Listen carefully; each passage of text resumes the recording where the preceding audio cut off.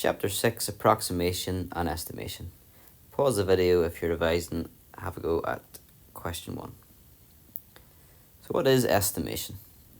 Estimation is a method of arriving at an answer to a calculation without a lot of time or effort. Numbers should be rounded within the calculation to make it easier to complete. You should never try to work out these questions out exactly. It will not get you extra marks. It'll actually get you no marks. You'll be penalised for not reading and understanding the word estimate.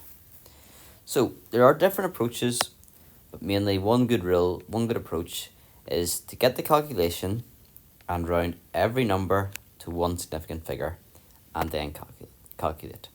There are exceptions, but this is a very good approach. Use it until it breaks, so to speak. So round every number to one sig fig and then do the calculation. Quite often questions are actually set up that they'll work nicely because you're using that rule. The one sig fig is the first digit. So we're rounding in the top number here. The first digit is in the tens column. So we're actually rounding to the nearest 10. The number after the 1 is a 0, which means we round down. Does not matter about that 9. You're ignoring that. So rounding to the nearest 10, that number is 10. 3.56 to 1 sig fig, the first significant figure is in the units column, so we're rounding to the nearest unit. We're rounding upwards because the next digit is a 5, so the 3.56 becomes 4. On the bottom, the first significant figure in both cases is in the units column. So in both cases, we're rounding to the nearest unit. The next number is a 2, so we'd round down. And here as well, actually, the next number is a 2, so we're also rounding them down. So 1.26 rounds to 1, and 1.2 rounds to 1. We are now in a position to do the calculation, and it should be quick and easy. The numerator, 10 times 4 is 40. The denominator, 1 plus 1 is 2. You have to do the numerator and denominator separately so that you're then able to do the division. 40 divided by 2 is 20. Part B. 0.748 times by 49.7 plus 31.24 in brackets. So let's take it one at a time. The first digit, the first number, has its first digit in the tenths column or to 1 dp. So this number should be rounded to 1 dp. The number after that, 7 is a 4, which means we're going to round down. So we've got 0.7. The 49.7, the first digit's in the tens column, so we're going to round to the nearest 10. The number after the 4 is a 9, which means we round up, and that makes the number 50. And the last number, its first digit, the first significant figure, is in the tens column, so we also round it to the nearest 10. The number after that, 3, is a 1, which means we round down, and that becomes 30. We then have to remember our order of operations. We cannot multiply by 0.7 until we know what's in the brackets. In the brackets, we've got 50 plus 30, which is 80.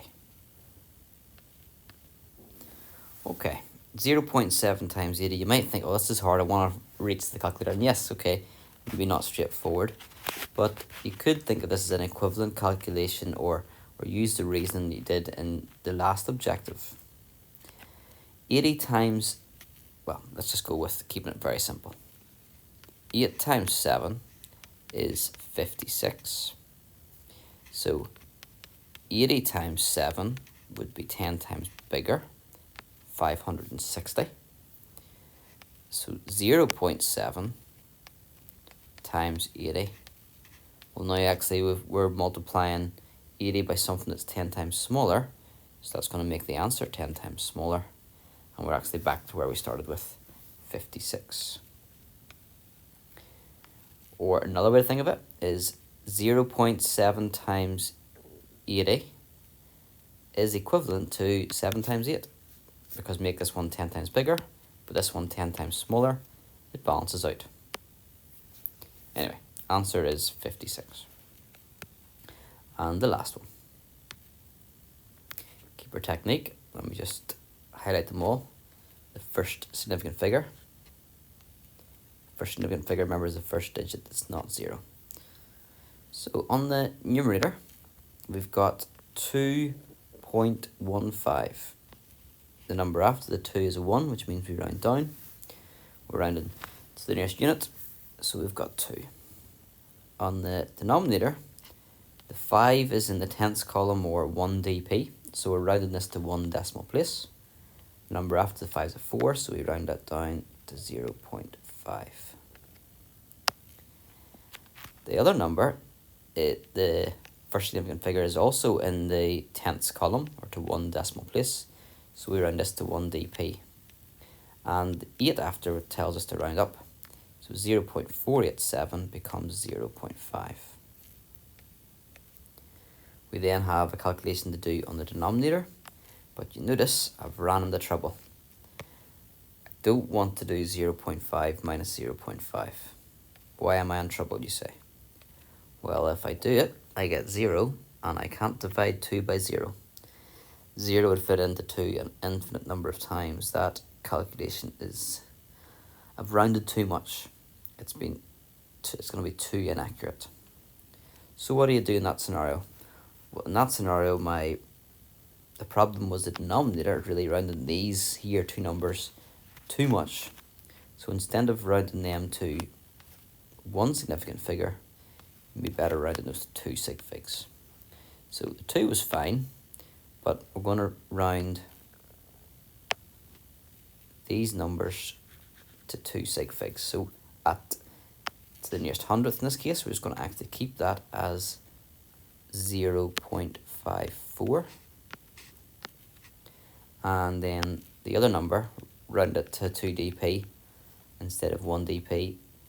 After the 8 is a 7, so we'd round that up to 0.49.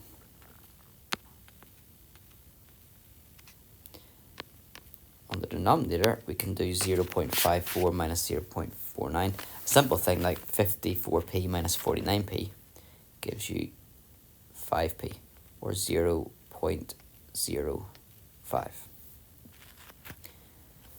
Now that's not an easy calculation, but some of these notes are trying to push you, so still wouldn't need a calculator, but yeah, you'd be hoping not to get something as complicated as this in an exam.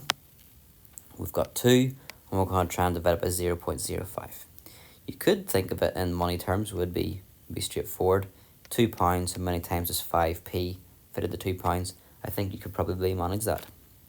Another method would be to make sure you're dividing by a whole number.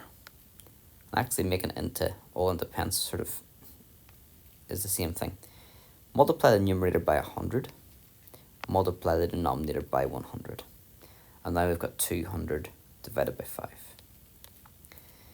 You may even think, well, that's too big, but 20 divided by 5 is 4. So 200 divided by 5 would be 40. Nice difficult one to finish. And I think I just make a comment here about that last one, because it is one of the toughest you could get. And it just says, if rounding to 1 sig fig doesn't work, you round to 2 sig fig. So note there are times where you might want to change your approach. I would stick with that 95% of the time, but sometimes it's tricky to know. To give you a good advice, you need to look at the question to see. For example, 124 divided by 3. It will be easier here to do 120 divided by 3 instead of doing 100 divided by 3. So if you can see that there's an easy calculation that arises from numbers, it's okay to go with that, because that's still a good approximation and it goes in well. So this is okay, provided you're making the calculation easier and it is a good approximation of the answer.